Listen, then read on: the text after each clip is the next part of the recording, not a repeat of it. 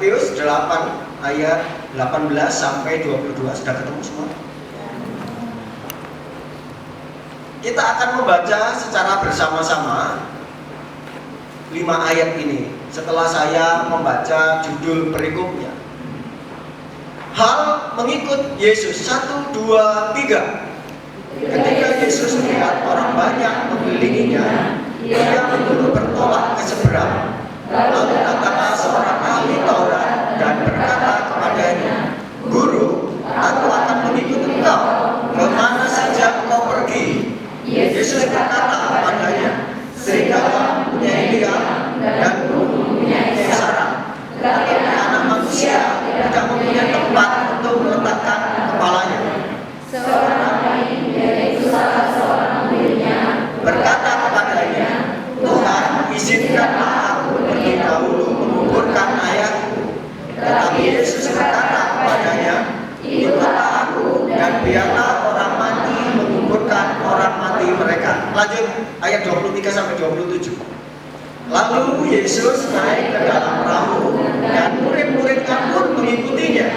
Sekonyong-konyong mengamuklah angin berikut di danau itu, sehingga perahu itu ditimbus gelombang. Tetapi Yesus tidur.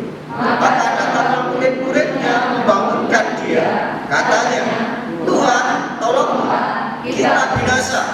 Ia berkata kepada mereka, mengapa kamu takut?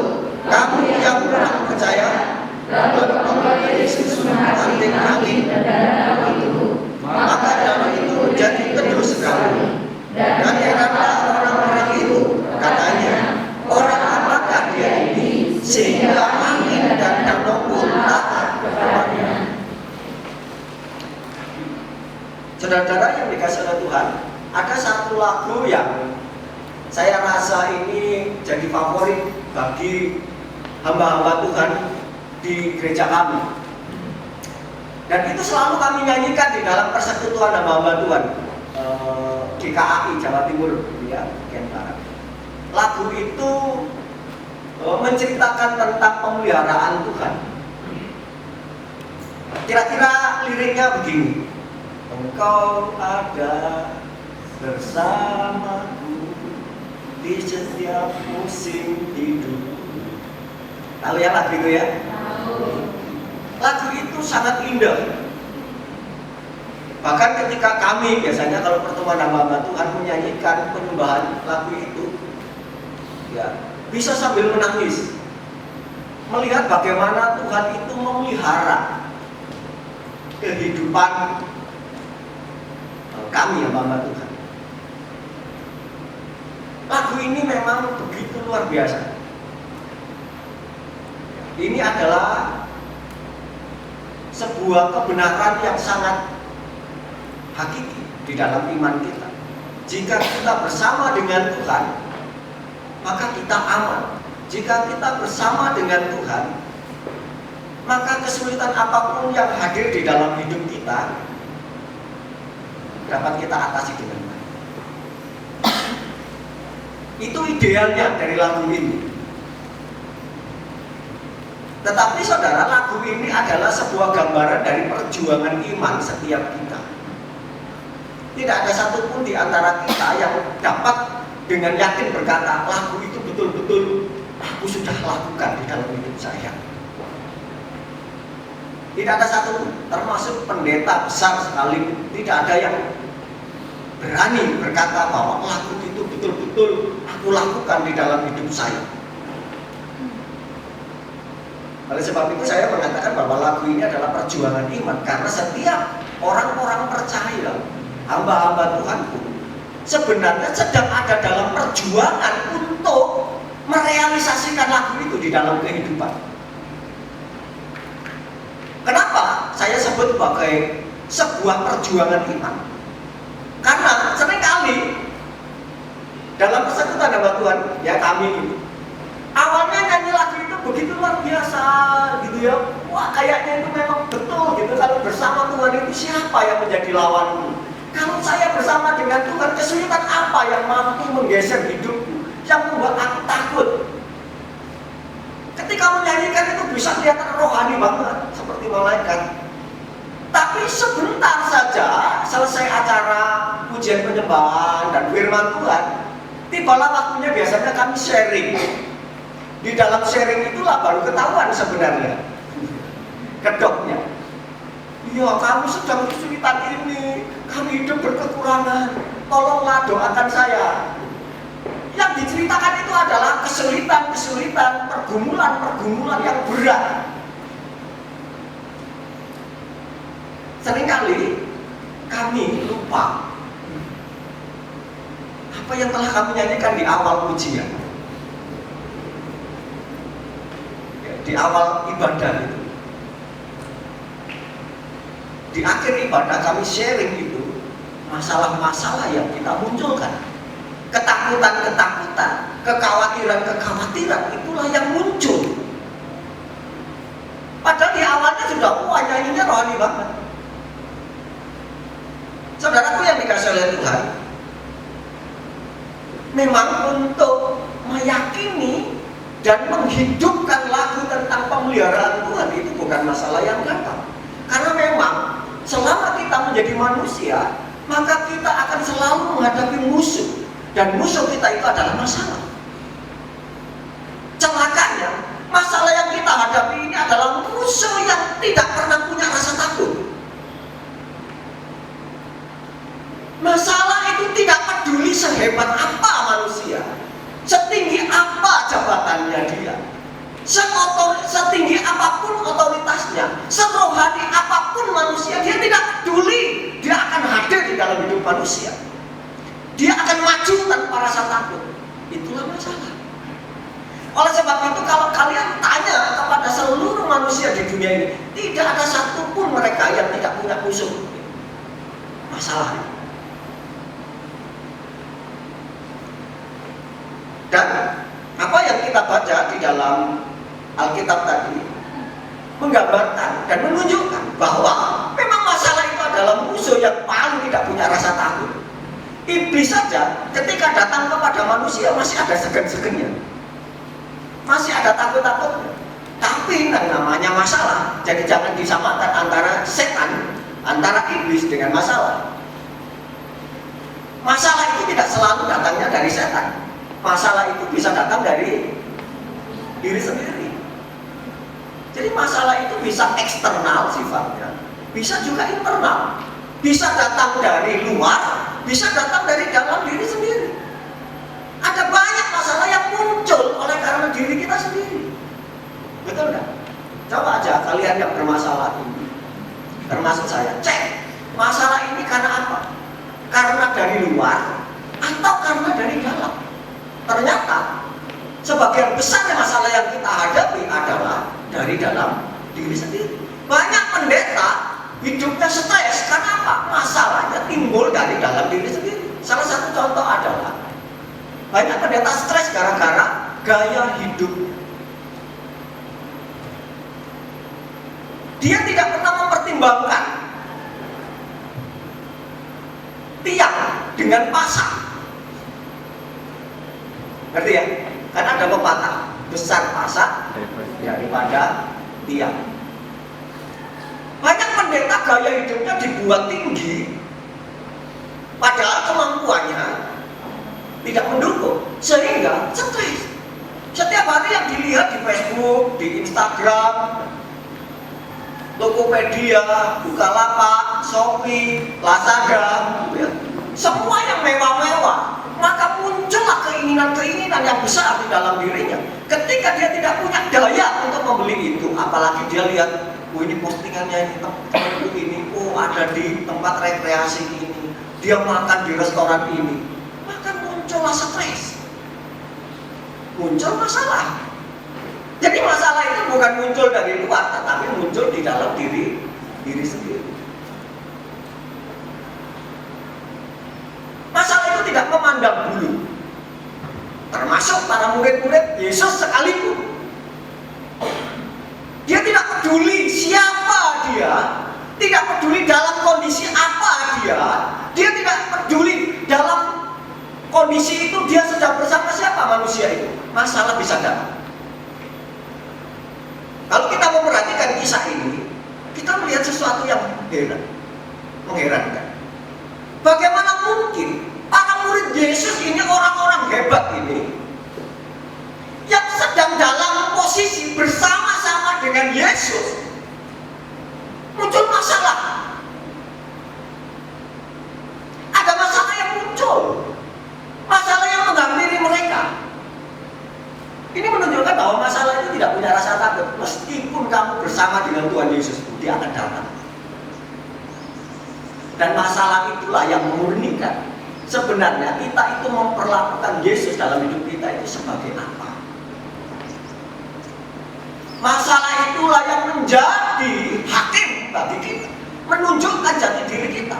Apakah Yesus itu hanya sebagai pelengkap penderita saja bagi hidup kita, atau Yesus itu adalah betul-betul juru selamat kita? Saudara, kalau untuk memahami rahasia, untuk memahami konteks bagaimana ketika para murid itu menghadapi masalah di Danau Galilea itu, saya anjurkan Anda membaca beberapa perikop di atasnya. Bacalah perikop di atasnya, 2-3 perikop di atasnya, maka kalian bisa paham situasinya dan kondisinya bagaimana. Saat itu Yesus, ya, sebelum memasuki masalah itu, Yesus itu beberapa kali melakukan mujizat. Beberapa kali melakukan mujizat. Dia menyembuhkan orang sakit, mengusir setan. Luar biasa. Para murid saat itu betul-betul dibuat heran dengan kuasa Yesus. Siapa Yesus ini? Begitu dahsyatnya kuasanya. Banyak orang ingin menjadi pengikut Yesus. Nah, dalam percakapan sebelumnya kita lihat bahwa ada orang-orang yang ingin mengikut Yesus. Di ayat 18-27. Ketika semua orang itu melihat Yesus, menyaksikan sendiri bagaimana kuasa Yesus yang dahsyat itu, maka semua orang pun ingin ikut itu. Maka datanglah beberapa orang memberanikan diri datang kepada Yesus. Seorang ahli Taurat, dia berkata, "Tuhan, aku mau mengikut Engkau." Kalau saya jadi Tuhan Yesus senang. Ini ahli Taurat ini orang-orang hebat ini. Kau mau menjadi muridnya Tuhan, mau mengikut Tuhan. Tapi Tuhan itu tahu apa yang menjadi motivasi dia ingin mengikut Yesus. Maka Yesus ingin memurnikan panggilan itu, keinginan melayani Tuhan itu, keinginan mengikut Yesus itu. Maka dia mengatakan, tunggu dulu, kamu pikirkan dulu, mungkin percakapannya gini, kamu pikirkan, kalau kamu mau mengikut aku. Dia mengatakan, serigala saja punya liang, burung saja mempunyai sarang, tapi anak manusia tidak punya bantal. Bantal aja nggak punya. Ya kan, tempat meletakkan kepala itu kan bantal. Ya, Yesus ngomong, aku itu nggak punya apa-apa. Aku nggak punya istana yang besar. Aku tidak punya kekayaan apapun yang menjamin hidupmu.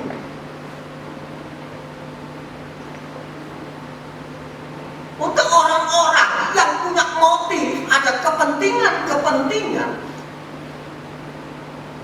dalam mengikut Yesus. Nah, kalau mengikut Yesus nanti akan kaya. Aku mau mengikut Yesus nanti aku akan begini. Kalau aku mengikut Yesus aku akan begini.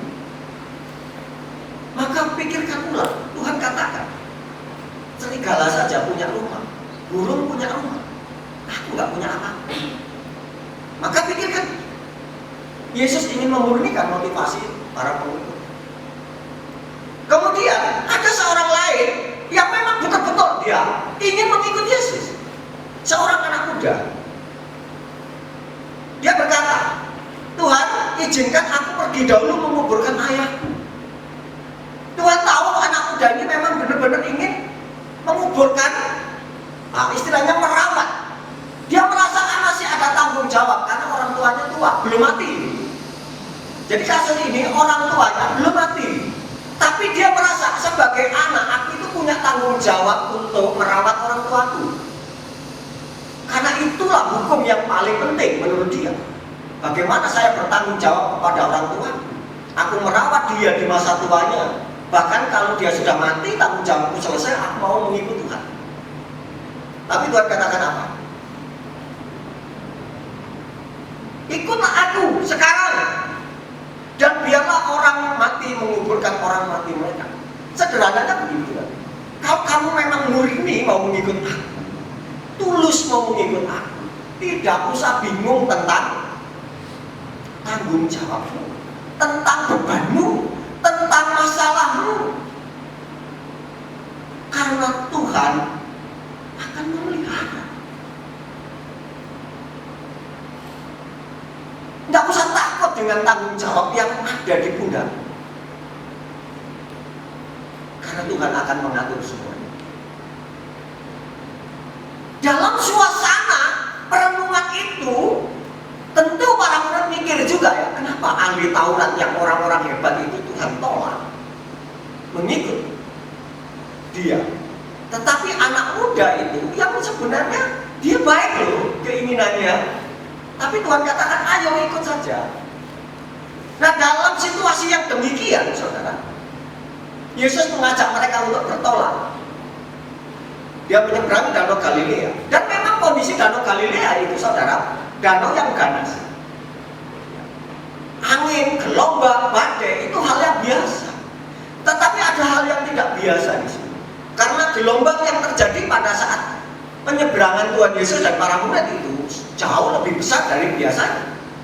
Apa bukti bahwa gelombang itu bukan gelombang yang biasa?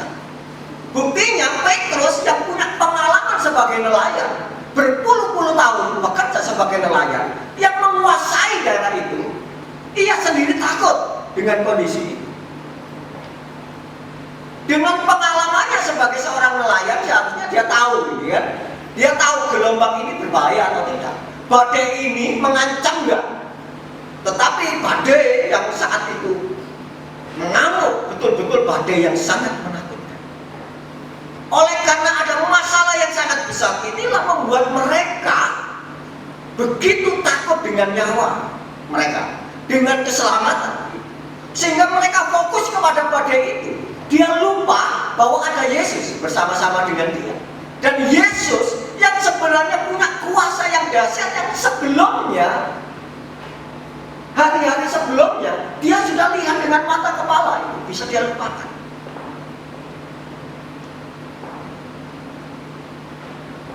Saudara yang dikasih oleh Tuhan, inilah gambaran di dalam hidup kita. Seringkali ketika kita diperhadapkan pada masalah, apa yang pertama muncul di dalam hati dan pikiran kita? Kita sibuk memikirkan masalah itu, betul? Kita berjuang mati-matian dengan kekuatan kita, dengan kepintaran kita, dengan pengalaman kita untuk menyelesaikan masalah itu sendirian, betul? Ya, nggak jauh-jauh saya sendiri. Ketika muncul masalah di dalam diri, yang pertama saya lakukan adalah saya memikirkan masalah itu sampai nggak bisa tidur, ya, sampai stres. Kenapa? Karena saya mengandalkan kemampuan sendiri, kepintaran sendiri, pengalaman sendiri. Sampai pada satu batas di mana saya merasa tidak mampu dan saya merasa bahwa ini ada ancaman yang sangat mematikan, barulah datang kepada Tuhan. Kita lupa bahwa kita sedang bersama-sama dengan Tuhan yang punya kuasa jauh lebih besar dari masalah yang kita hadapi. Inilah masalah terbesar dalam hidup manusia. Seringkali manusia itu terkecoh, hidupnya itu mudah dibawa di dalam satu pusaran yang sangat merugikan diri sendiri, yaitu kita lebih fokus pada masalah dibanding fokus pada Tuhan yang sedang bersama-sama dengan kita. Gambaran yang nyata adalah ketika kita lebih banyak fokus kepada masalah itu, maka apa yang terjadi pada diri murid itu akan terjadi dalam diri kita. Para murid itu datang kepada Tuhan. Tuhan, di mana saya ini? Kok kamu malah tidur enak-enakan?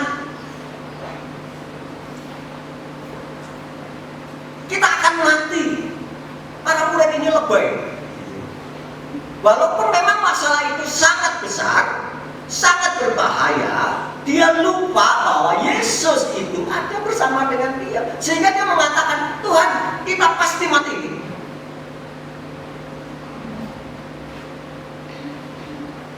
Inilah reaksi yang muncul ketika kita lebih banyak fokus pada masalah. Yang kita lihat adalah kerugian-kerugian, kerusakan-kerusakan, dan kehancuran diri kita. Ketika mereka merasa takut dan datang kepada Tuhan itu, Tuhan mengecam mereka. Tuhan berkata, mengapa kamu takut? Hai kamu orang yang beriman kecil. Ya, kata kurang percaya itu sebenarnya terjemahan aslinya itu ya beriman kecil. Ini teguran yang sangat mematikan sebenarnya. Saudara yang dikasih oleh Tuhan, saya yakin di dalam kehidupan kita pun sama, seringkali ya kasus para murid itu juga menimpa kita. Kita lebih sibuk mencari solusi-solusi, kita sibuk cerita sana sini tentang masalah kita, kita sibuk mencari pertolongan, kita sibuk memikirkan sendiri masalah kita. Bahkan kita memprediksi sendiri masa depan kita berdasarkan masalah itu. Ingat, para murid itu tidak mendapatkan solusi apa-apa ketika mereka mengandalkan kekuatannya sendiri. Fokus kepada masalah itu justru menimbulkan stres dan kondisi terpuruk di dalam diri mereka. Kondisi stres membuat mereka malah tidak produktif. Tetapi ingat, ketika mereka mulai datang kepada Yesus, solusi itu ada. Masalah yang dulunya terlalu berat, seolah-olah membahayakan hidup itu, ternyata bukan apa-apa di depan Yesus. Bahkan setelah Yesus menyelesaikan masalah itu, di sana dikatakan bahwa angin itu menjadi reda dan tenang, teduh. Apa maksudnya menjadi reda dan teduh? Jadi danau itu dalam kondisi normal itu gelombangnya tetap tinggi. Tapi pada saat Yesus menghardik angin itu, danau itu menjadi sangat tenang. Bahkan gelombang yang biasanya itu normal terjadi, itu menjadi sangat tenang. Ini menunjukkan bahwa Yesus akan menyelesaikan masalah itu dengan tuntas, setuntas-tuntasnya. Seperti Kiranti, tuntas, tas. Saudaraku yang dikasih oleh Tuhan, mari kita petik pembelajaran ini. Saya yakin bahwa tidak mungkin kita hidup tanpa masalah.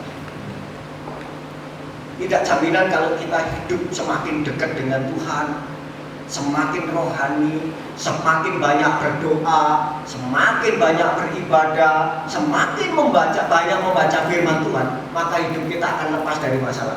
Nonsense, tidak mungkin. Masalah akan selalu ada di dalam hidup kita, meskipun kita bersama-sama dengan Tuhan.